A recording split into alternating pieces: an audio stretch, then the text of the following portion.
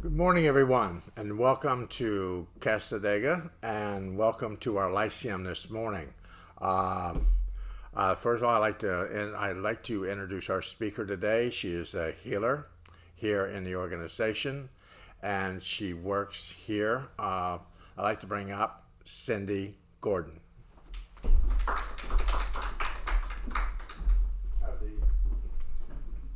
Thank you, Louis. Welcome, everybody. How are you today? Good. All right.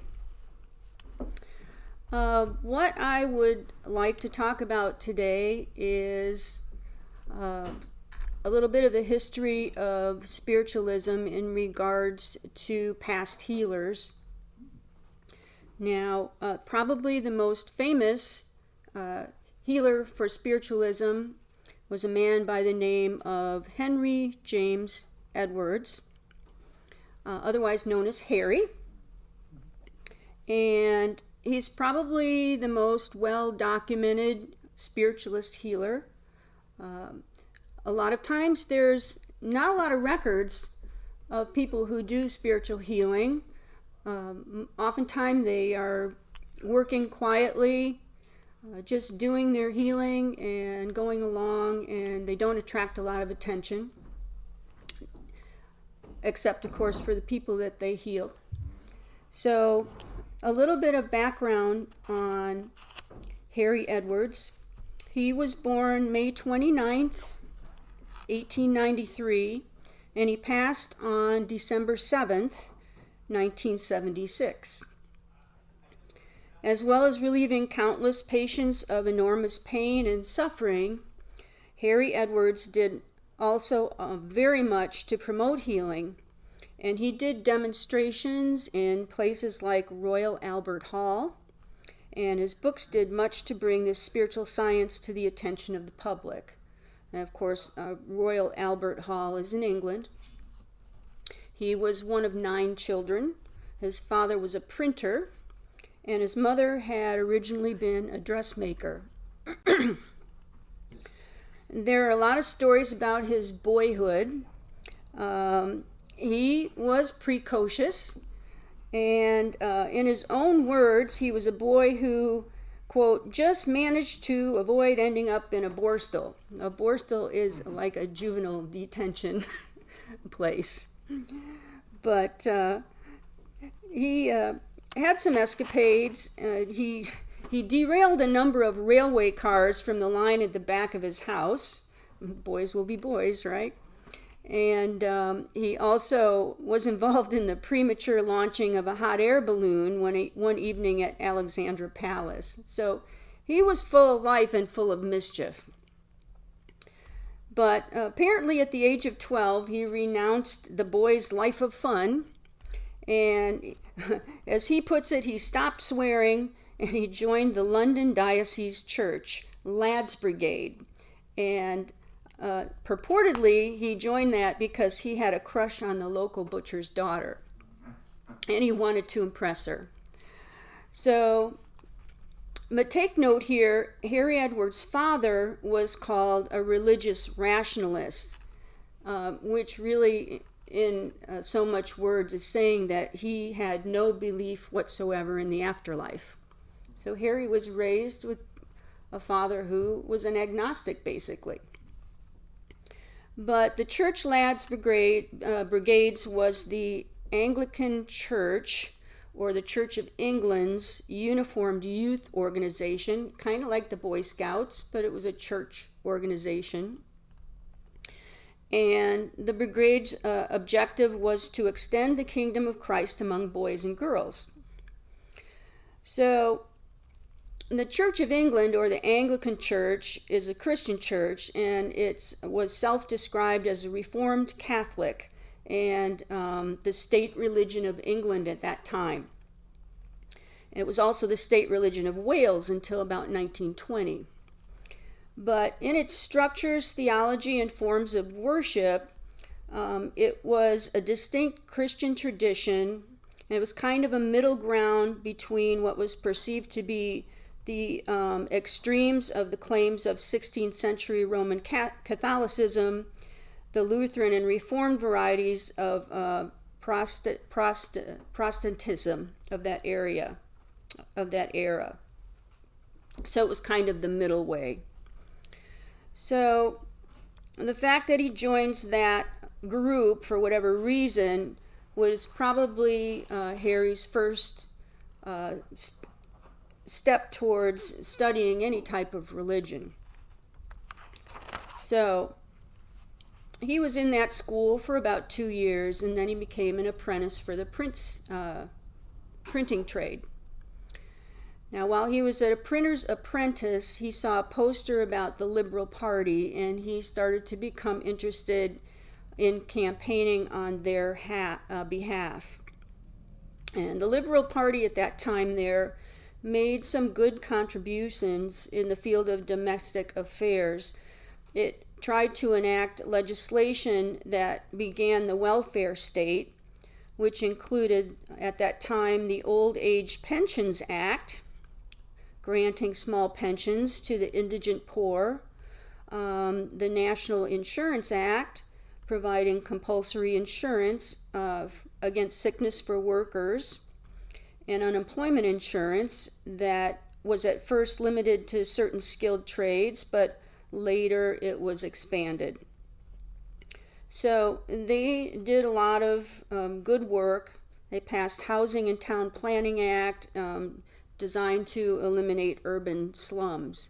So even back then, Harry Edwards was interested in those causes, and of course they're all causes for social reform and for the people. So he enlisted in the Royal Sussex Regiment to serve during the First World War, and his first role as a soldier was to scan the seas beyond Brighton for marauding visitors. So, and his ingenuity wasn't sidelined. He had a fishing rod under the pier, and while he was on watch, he also was catching his dinner. An industrious man, right? So, he was commissioned in the field, and he achieved the rank of captain. And then he was sent to Persia, which of course is now Iran. And he took charge of local laborers who were given the task to build a link between two sections of the Baghdad to Mosul railway. And by the close of 1915, he was in Bombay en route for Tikrit, where he proudly wore the title of engineer. Now, for whatever reason, he only had 60 minutes of training as an engineer. Can you imagine? So, his skills as an engineer are legendary. He built an elaborate circular incinerator known as the Edwards Mosque. And at one point, he was asked to build a bridge. And building one over a fast-flowing and deep river after an hour of a training was a bit of a tall order. So again, using his ingenuity, he built the bridge on dry land and then dynamited the river to flow under it when the bridge was ready. How's that for thinking outside the box, right? Now, while this was all going on, there were plenty of injuries and illnesses of both the troops and a lot of the locals in the area. And so he found himself having to act as an unofficial doctor to the native workforce. So they began coming to him for medical treatment, despite the fact that he only had the barest essentials with which to treat them. He didn't have a lot of supplies.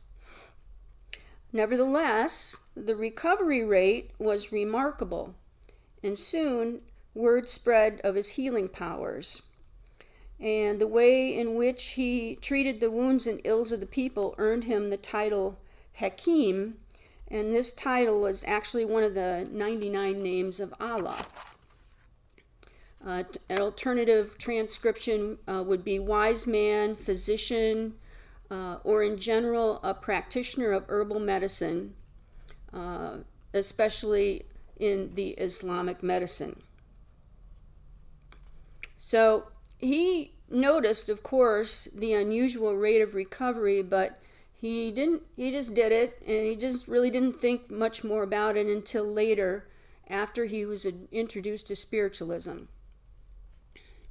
So in 1921, he went home, he married, moved to Balham, England, and he ran for some parliamentary and council seats as a Liberal candidate on a few occasions over the next few years, but he didn't have success at that. And by this time, he had 4 children. Now, since Harry came from the background that he did, he had skepticism regarding spiritualist claims. But in 1936, he was led to an open circle, which caused him to reconsider his views and later on to become a medium himself. 14 years earlier, he had at one time visited a spiritualist church, and at that time he had every intention of exposing the medium's tricks. But instead, as often happens, as we know here, he had been given a message he couldn't account for, and it had aroused his interest. So in this second experience, the medium told him that he was born to heal. And despite the fact that he had no idea what a healer was, he joined a development circle to see what would happen. He quickly developed trance mediumship, and this was followed closely by his first attempts at absentee healing. So with spiritual healing, we practice the 2 forms basically, which is the laying on of hands, or hands-on healing, and absentee healing, where we send healing to people in need who are, they could be anywhere in the world. So the other mediums that he was with convinced him that he was a healer, and he was at that time encouraged to intercede on behalf of a person who was dying from tuberculosis. And that person subsequently made an excellent recovery. His next patient was a person suffering from terminal cancer, and after Harry Edwards practiced healing on him, that person soon became well enough to return to work. So many similar cases followed. Media increased interest in his reputation and that of spiritual healing in general. So people were starting to pay attention. So now the healing work became a major part of his life. And actually he started to become so busy that he was having a hard time running his printing business. He healed on evenings and weekends. He had lines forming at his house, and an increasing number of healing requests for absentee healing arrived by mail. So then comes along the Second World War. He served in the Home Guard, continued to run his printing business, and kept healing.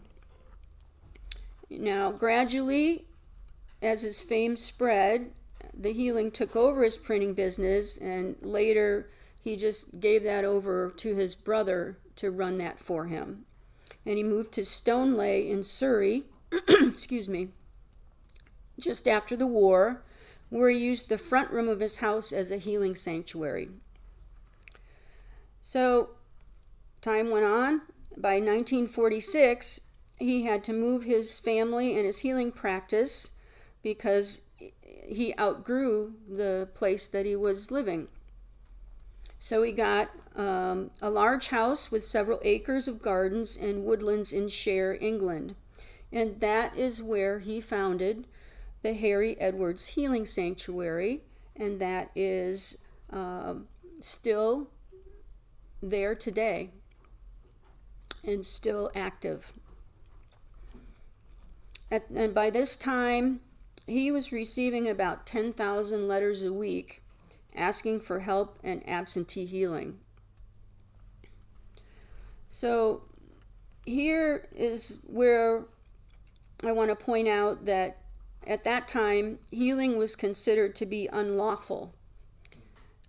This was under the terms of the Witchcraft Act of 1745, and that was something, ancient, but it wasn't repealed until 1951. So, aware of the wonders of spiritual healing, Harry proceeded to take on both the medical profession and the church. He was disappointed, not in spiritualism, but in the other churches, because basically he felt like they had abandoned their own links with the healing traditions. Churches always had healing, and it just sort of went away. They didn't practice it anymore in their church services. So he was upset with that, and since he wasn't an establishment figure by any stretch of the imagination, he took that issue on. By the end of the 1950s, healers were allowed to work in hospitals. The National Federation of Spiritual Healers had been formed, and he had written their first healing courses. So he did make some progress there. Now, the medical community, that's another matter altogether. Most of the doctors, as a branch of scientific establishment, they really did, looked at spiritual healing as a superstitious notion, that healing could be brought about by any other means than surgery or modern drugs. So he was taking the medical profession on as well. Here he had a practice, and one of the things about Harry is that because of these two issues, he documented many, many cases of healings, which really, had not really been done in detail before. So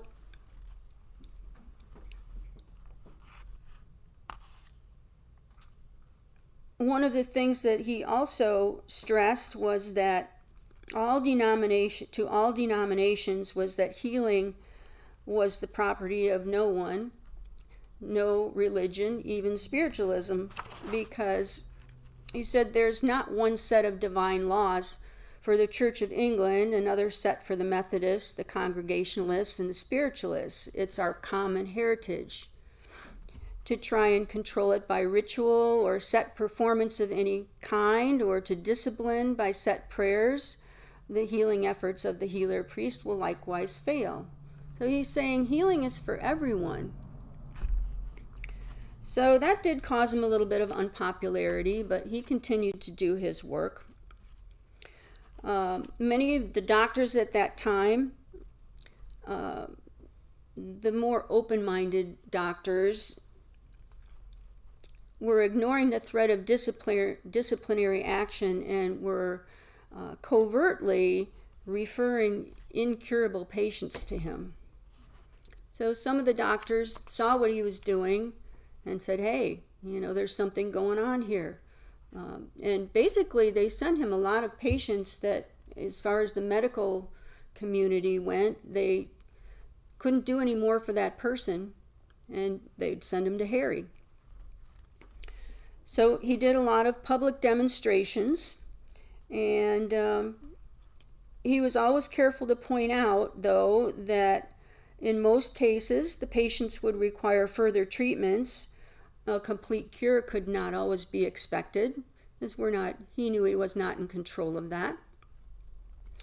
And so he continued his work. So as this went on,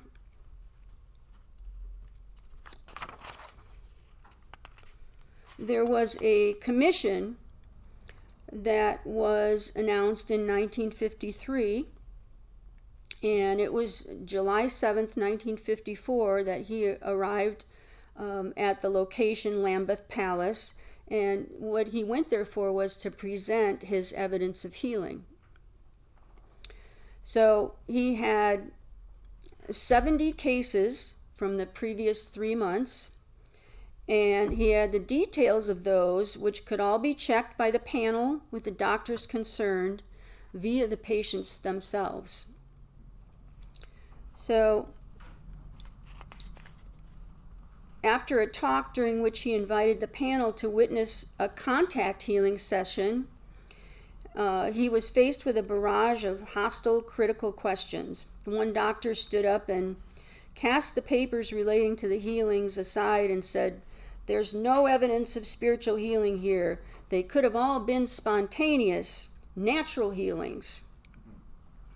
So Harry Edwards, of course, said, "That's absurd. I just gave you all this evidence." And still the doctor just didn't want to acknowledge that there was such a thing. So in the long run, the panel met, they reviewed the evidence, and Harry went back and continued his healing work, and they never even bothered to contact him again to send him the results of their findings. He wrote several letters to them, contacted them, it's like, what's your conclusions? Nothing. So this is an issue that happened often with healers in the past. The establishment just didn't want to acknowledge it. They felt threatened, I suppose, but that was a sad story there. So Harry worked tirelessly, and he kept on his healing work. He kept doing lectures. He still had many doctors that came to him and sent him patients, without, quietly, let's say. And finally, in 1965, under an agreement with 1,500 National Health Service hospitals in England, the National Federation of Spiritual Healers members were allowed to attend to hospitalized patients who requested the services of a healer. So that was an important step. So it's been estimated that over the course of his 40-year career, Harry Edwards gave healing to around 14 million people. 14 million. And that's from the most humble to the royal family, and he never charged a penny for his services. So today, Britain is one of the European countries that does have a strongly established healing movement, and they have made an attempt to make complementary therapies available to the National Health Service. So Harry Edwards, he died at the age of 83, and he continued to do his healing work even on the day he passed to spirit. That is a huge, huge piece of history for spiritualism. And as I say, the sanctuary is still in effect today. Now, I have this book here. It's called The Science of Spirit Healing. This was written by Harry Edwards in about 1945. And of course, spiritualism is a science, a philosophy, and a religion. I love the science of it. Healing is my favorite thing to do, and the whys and hows of how it works interested me from the very beginning. So, of course, I got all of Harry's books and studied all of them.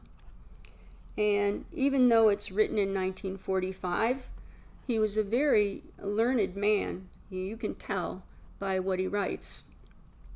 And I found it very interesting. I just gave you pretty much the background on him, but he wrote in this book, The Science of Spirit Healing, his own autobiographical notes. Okay, they're right here. And I found them to be very interesting. Listen to the things that he did on his travels. He says, born 1893 of London parents, educated at Noel Park School, Wood Green. From an early age displayed an interest in public work. At the age of 15, pioneered one of the first Boy Scout troops. Later became interested in political work as a liberal, and at 18 became secretary to a London Liberal Association. In the early days of the Great War, he first undertook organizing work on behalf of the Belgian Relief Fund and the Prince of Wales National Relief Fund. Enlisted in November 1914 in the Royal Sussex Regiment. Saw service in India, where he took an active interest in the welfare work for the military and founded and edited the Royal Sussex Herald. Now here we get into some of the things he did on his travels. In Baghdad, 1918, was commissioned in the field and subsequently obtained the rank of captain with the post of Director of Labor for Northwest Persia. During his sojourn in the East, he spent some time in India, Persia, Iraq, Kurdistan, Luristan, and the Sudan. During this time, he studied Eastern religions, and whilst in India was privileged to visit a number of Hindu homes and temples while festivals were being celebrated. In Malabar, investigated the wild and primitive rites of the Oti cult, where the priests showed him the preparations and the ceremonies for the alleged changing of human beings into animals. So here he is, right? He's in India. He's studying the Eastern.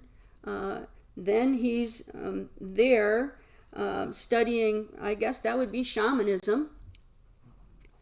And he says the devil and tiger dances were witnessed in the native quarters of Bangalore. So here he was out among the indigenous people, and he was absorbing all of their different cultures and their different ways of doing things. A rare privilege was given him in his researches by being invited as a guest of honor to a Sikh temple, where the Golden Book was received and read. In Persia, he journeyed the pilgrim's route to the sacred caves on the summit of the Elvend Mountain, which is 13,200 feet high. He witnessed on 2 occasions the wild, as this is his words, the wild and sanguinary Mohammedan festivals of Ramadan and the more peaceful ritual of Ramazan, while in Persia was permitted to enter the Kermanshah Mosque when the Mohammedan women were celebrating with physical torture and the Ramadan ritual. He visited the home of Zoroaster and spent some days with the fire worshippers of Karind. He journeyed solo into Luristan and was the guest of one of the bandit tribes. He visited Esther's tomb in ancient Ecbatana, the temple of Anahita near Kangavar, the relics at Bizatan and Tek-e-Bustan. And in Iraq, was taken through the golden domed mosque of Kazaman and stayed for some time with the Muezzin of Tikrit, where permission was extended to witness the general ceremonies of the Mohammedan faith. So how about that? This is I did not even realize that was in this book until I just picked it up again to do this talk. And I thought, wow, what a background. I mean, he was exploring everything. And yet, where did he end up? He ended up in spiritualism and furthered that cause. So, wonderful, wonderful stuff here. If you get a chance to study Harry Edwards, please do. His books are very, very informational and wonderful. So, in the science of spirit healing, can anybody tell me what the natural law is? Because, of course, all healing is governed by natural law. Can anybody tell me what the number one law of healing is? Do no harm. Yes, do no harm. But the thing that makes the healing work, the basic law, is the law of vibration. Okay? So the law of vibration states that anything that exists in our universe, whether seen or unseen, broken down and analyzed in its purest and most basic form, consists of pure energy or light which resonates and exists as a vibratory frequency or pattern. So nothing rests. Everything you see around you is vibrating at one frequency or another. So how many of you have taken chemistry class? All of us, right? They made us do it. So if you remember chemistry class and learning about atoms, that's what they taught us, right? Everything's made up of atoms, and the atoms are in a constant state of motion. And depending on the speed of the atoms, things appear as solid, liquid, or gas. So back then, this simple statement, for me anyway, didn't really sink in. I learned it. I thought it was interesting. And it's like, what do you mean I'm not really solid? If I pinch myself, it hurts. If I pinch myself hard enough, I'm solid. No, I'm not. I know that now. But at the time, it's just a fact. You learn it in school. You sort of tuck it back in your brain, and then you go about your daily life in your normal consciousness. And you don't really think about what that means. So there's actually no solidity in the universe at all. A form that appears solid is actually created by an underlying vibration. So vibrations express themselves in corresponding geometrical figures, and in this way build up, if I may call it, crystals, just for a term to use, and those are the expressions of the vibrations. Then the crystals collectively form a body of an element according to its particular vibration. Our pastor back there, Lewis Gates, what do I always hear you saying? Bring this into your vibration. Raise your vibration. Get the negative stuff out of your vibration, right? It's all about vibration. We all have our own frequency. The forms of snowflakes and faces of flowers take on their shape because they're responding to some sound in nature.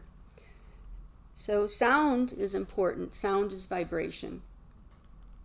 Crystals, plants, and human beings are music or sound or vibration that's taken on visible form. So there's many creation stories in all religions. And regarding sound, here's a few quotes. In the beginning was the Word was with God, and the Word was God. That's in the Bible. Hindu tradition states in the Vedas, in the beginning was Brahman, with whom was the Word, and the Word is Brahman. Thoth, he's an Egyptian god, and it was believed that he created the world with his voice.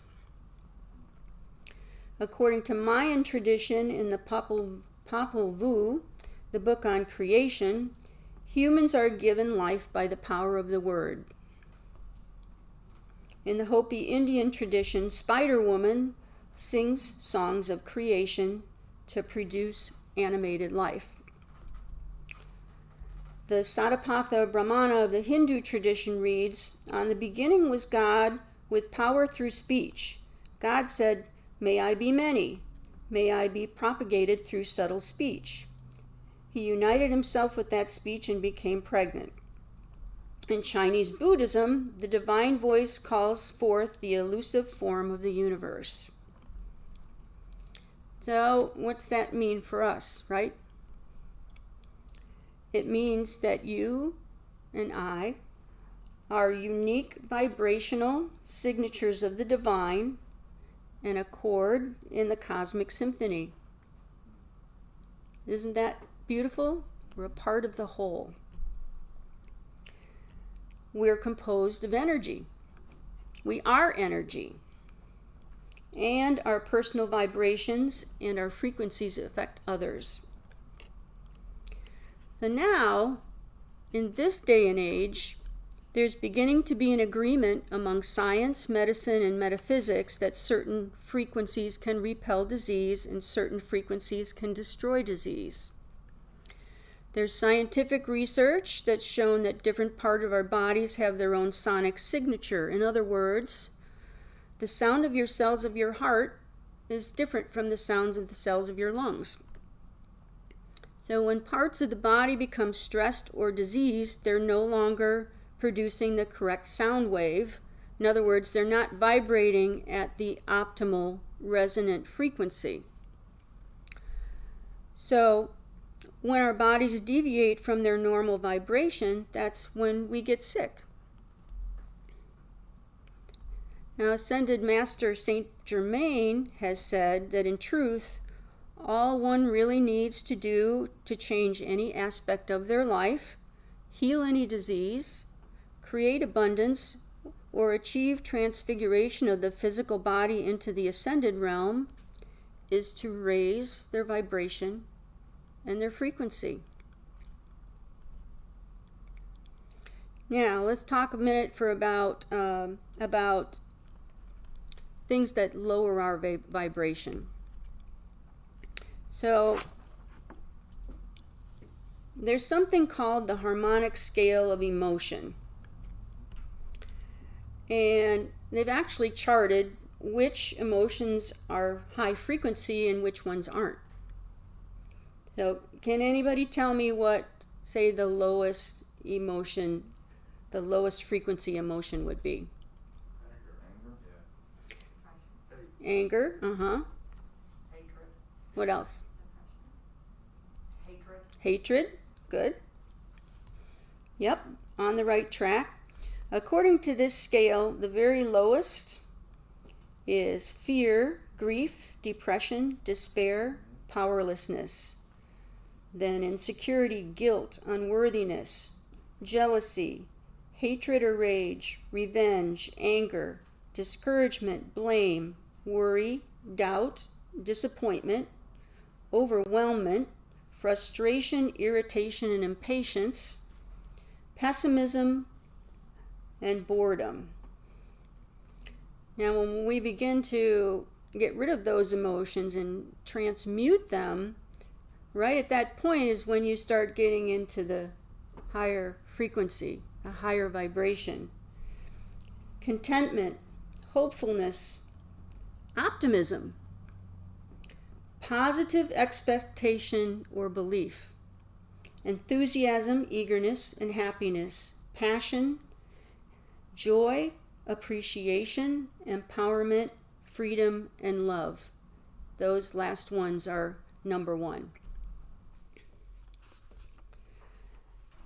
Jane Buckle, a doctor and an international lecturer and a former nursing assistant to the Queen's Physician of England, said, if a person has an auto accident and doesn't deal with the fear and emotional unrest that it caused, within 2 years, it could show up as disease in the body.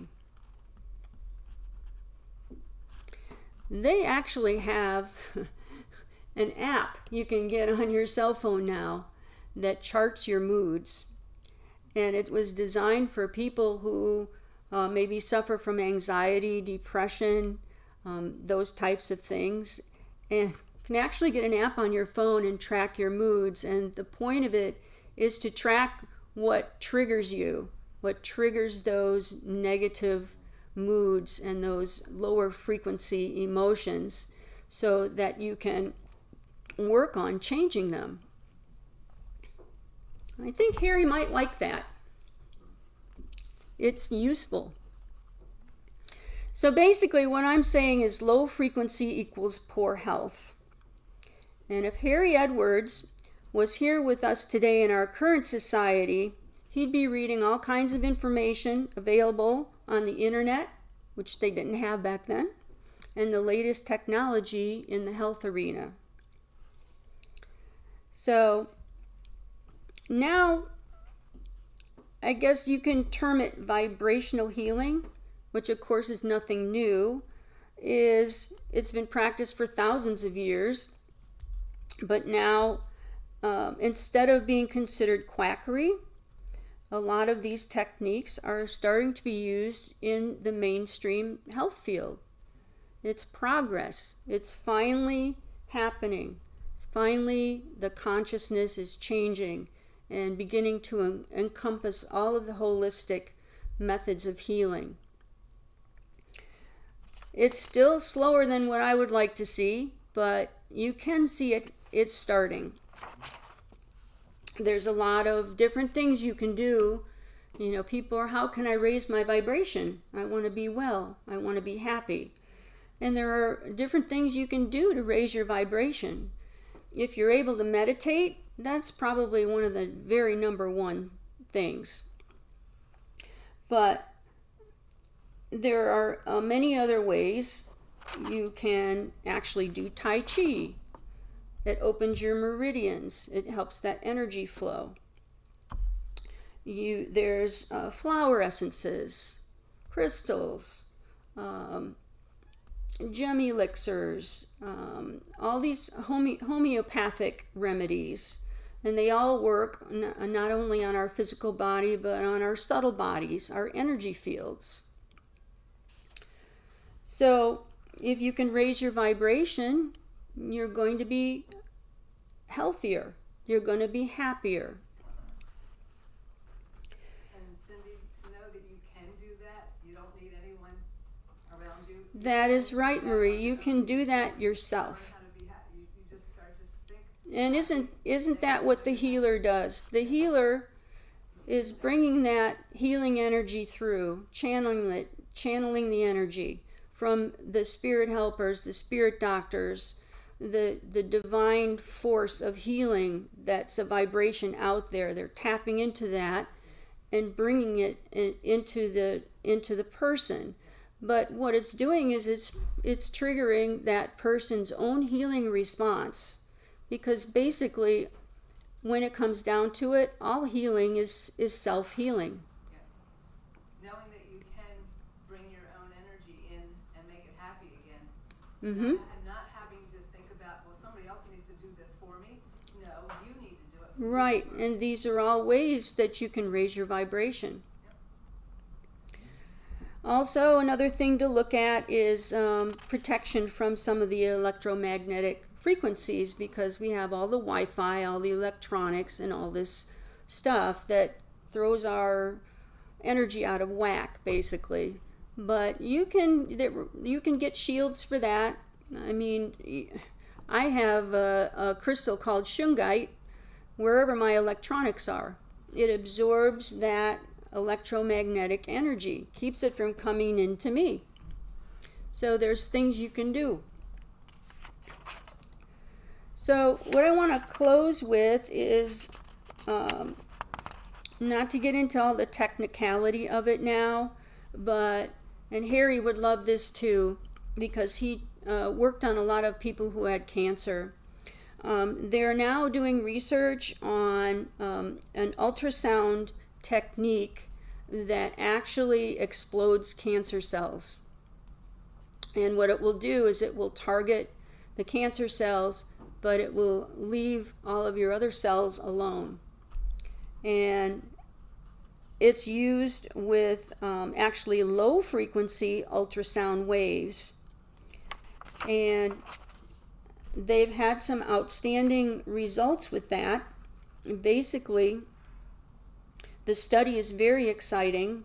It's still in the works. It was first started with a computer model, and now they're continuing on with their research, so it hasn't come into mainstream medicine yet.